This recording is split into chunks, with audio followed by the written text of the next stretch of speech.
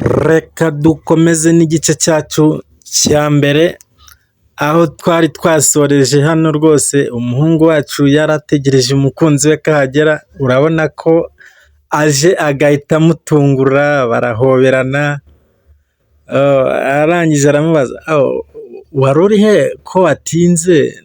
Nageze hano kare ndategereza ndagushaka ndakubura, narebye ahantu hose ariko ntunguwe no kukubona undi iruhande.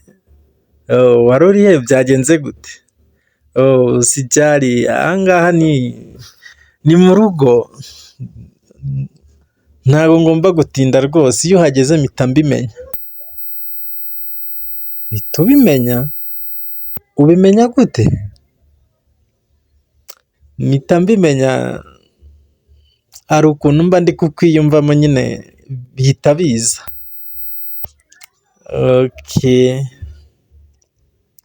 Urabona rwose batangiye gukina, urukundo rwaryoshye, urabona umukobwa ari kumukorera utumasaje, umuhungu nawe ni uko, mbese haje gushya, urukundo ni rwose, urabona rwose barishimye, umuhungu ntabyumva, yamaze gutwarwa rwose. Tukiri aho yatashye rwose n'ibyishimo byinshi, agenda kuri wa mushuti we, salama, niko poa,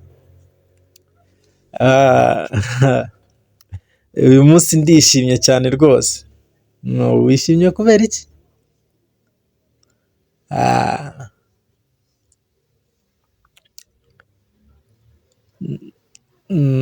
Nari ndi kumwe na wa mukunzi wanjye, twishimye rwose ntago mbyumva.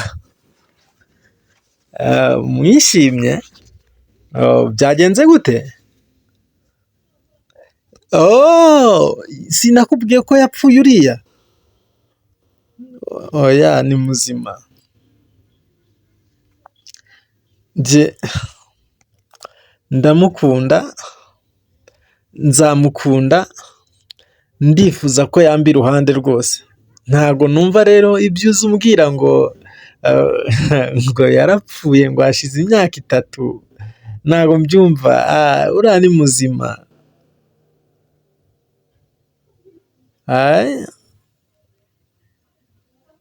Uriya yarapfuye rwose, hashize imyaka 3 apfuye. Inshuti ntimuze gucikwa n'igice cya kabiri kigiye kuza mu kanya. Njye mwari kumwe ni Birasa Official. Ciao ciao.